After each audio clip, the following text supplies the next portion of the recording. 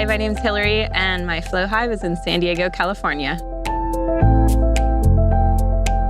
Yeah, when I started keeping bees, I started noticing what's blooming, what are the bees on, what are these other bees, these native bees, and then I started learning about all the different flower names, all the different native bee names. I'm paying attention to the climate a lot more. I'm noticing the weather patterns a lot more. I'm just way more in tune with everything that's going on because I'm thinking about my bees all the time.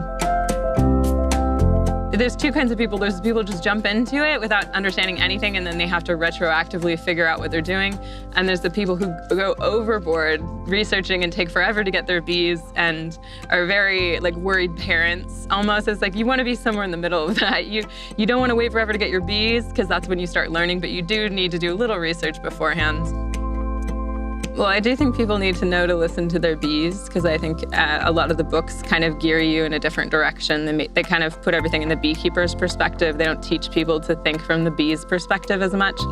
And also just take everything that you read and hear with a grain of salt because in the end, it's really going to be your own journey. You're going to find something that works for you. You're going to fail.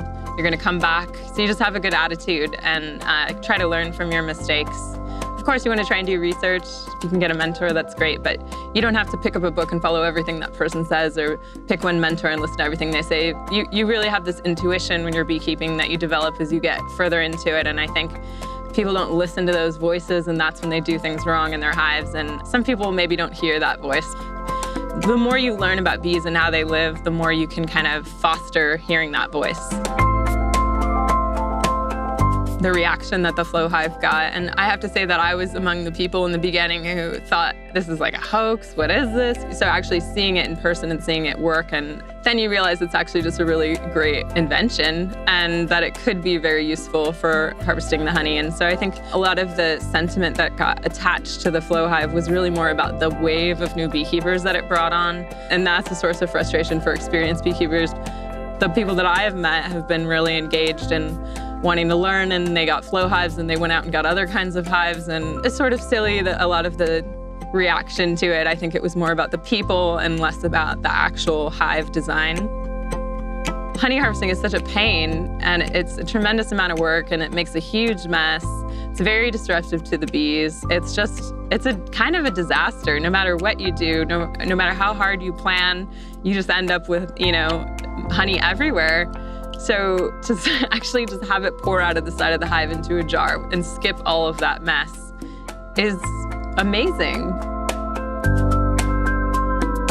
There's always this adventure. You never know what's gonna happen. I love that about what I do, that every day is an adventure. The bees always surprise you. You have to think on your feet. You're doing problem solving. You get to play in the dirt and be dirty and be sweaty and not care how you look so much, and it's fun. It takes a lot of weight off of life, and if you go back to that happy place of playing in the dirt with a bunch of insects, and I think not a lot of people get to do that. People forget how that feels, and even if you're just a hobbyist, you're only doing this once a month for a couple of hours, it connects you, it takes you back to that place, it connects you more to your environment and life in general, and I think it makes people happy. It's like a therapy.